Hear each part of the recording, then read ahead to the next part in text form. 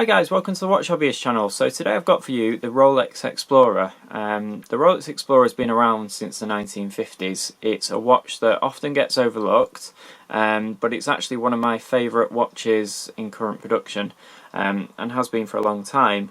The Explorer line was first kicked off as apparently the story goes. Now don't quote me on this because I've still never seen any photographic evidence of it. But the story goes that this is the watch that was first worn at the summit of Everest, basically, by Tenzing Norgay and Edmund Hillary. They went up there and apparently it was worn, and that was the watch that, you know, sort of first went to the very top of Everest. But, like I say, I've never actually seen any evidence of that, so I'm sure the history buffs will know more than me on that. But it's certainly, that was apparently not even an Explorer at that point. That was the watch that sort of preempted the Explorer. So I guess a bit like the Turnograph preempted the Submariner back in those days as well. And this watch, you know, it's known for that amongst watch enthusiasts, but I guess if you're just looking in the window at a jeweler, it might be the one you sort of, you know, glance over, because it's only a three-hand watch. It's very expensive still. It's a Rolex at the end of the day, so it's always going to have that high price tag. And maybe for not a lot more you can get the other models that are more well known. So there's still quite a price difference, but you know, not massively so in some cases. So this is seen as, you know, that watch that is at the bottom of the Rolex sports range, but in my opinion it's far from that. This is one of the nicest watches in production today. Yes, it's very expensive. It's a three-handed watch. It has no date complication. It has luminescence, and it's 100 meters water resistant with its Rolex Oyster case, but that's about it. However, if you look further into the watch, the quality absolutely shines through. So you've got a really hefty sort of bracelet, but not so heavy that it's uncomfortable. It's just a, you know, nice quality modern Rolex bracelet, which is, as far as I'm aware, it's actually the same bracelet you would find on the GMT ceramic. So the only difference is that this watch is more about sort of a what I guess is known as like a tool look. I hate that term, but it's a watch that's more, you know, less dressy than say the GMT, which is more of a businessy looking type of watch with its polished center links. This watch actually only has sort of brushed areas to it mainly.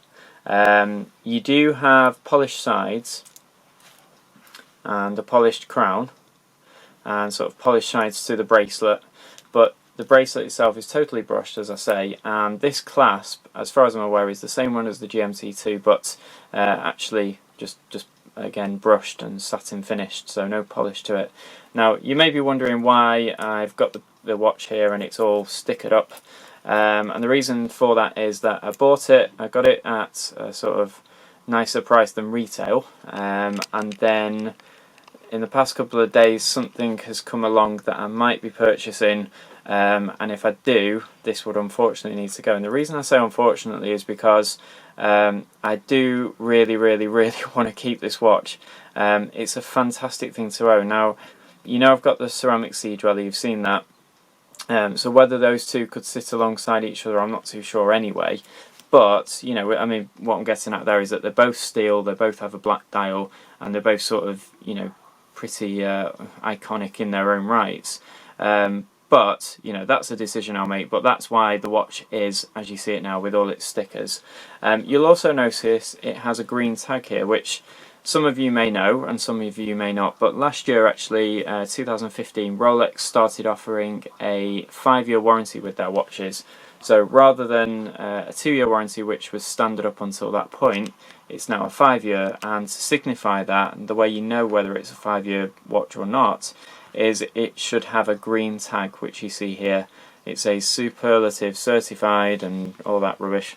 Rolex SA Geneva, okay, Geneva or whatever, so Geneva basically to you and me.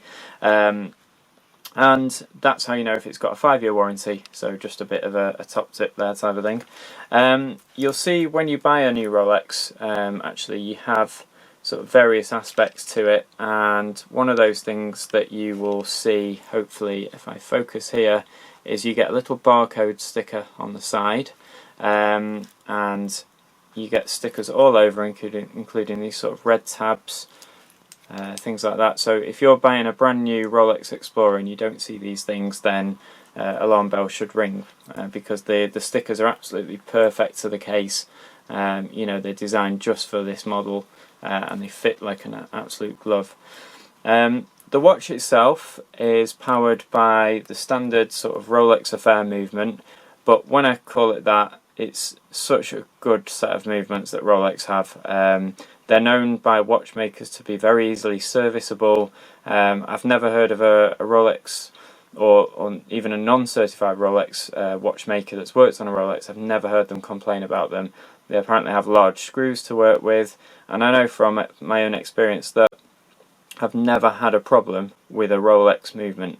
To me, they're one of the most robust movements out there, and the unfortunate thing it becomes that, you know, people seem to think everybody has a Submariner and therefore it becomes a bit of a cliched watch, but in my opinion Rolex still makes some of the best quality watches that will genuinely last for as long as you last. You know, as long as you sort of look after them with normal wear and tear.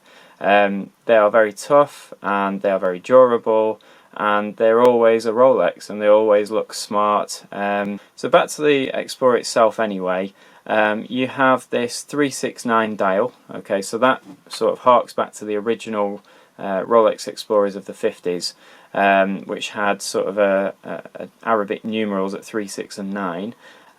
In this case we have, instead of like a luminescent type of number, it's like a chromed effect number. Now I don't know if it's white gold, it perhaps is.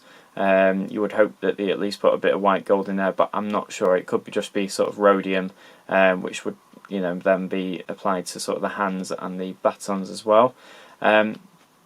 The seconds hand you can see here is ticking. Now there's no date, so you unscrew the crown, and when you pull that out, the seconds hand stops, and that's called hacking the movement. So this is a hacking movement, and you then push the crown back in and turn it to lock it in, just like a dive watch. However, this isn't actually a dive watch.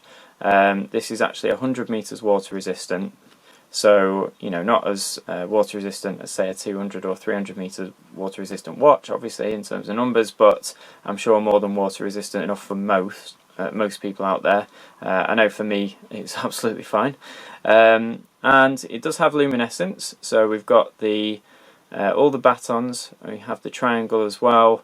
The only thing on the dial that isn't luminescent is actually the 3, 6 and 9 numbers, but that's good because at night you actually know where the hands are, because sometimes I find when everything's loomed, it can be actually a little bit more difficult than when there's a nice big gap to sort of orientate it in the dark, you know, and if you've just woken up at 3 in the morning and you're half asleep, it makes it easier to see.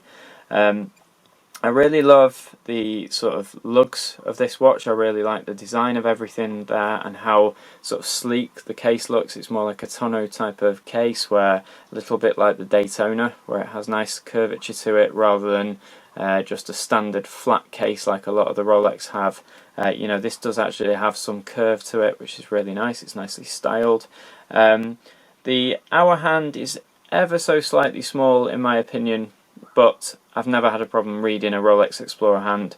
I just think it could have been ever so slightly longer just to bring it out a little bit more. And then you've got the pencil hand, which is the perfect size. You can always tell what minute you're on there, no problem at all.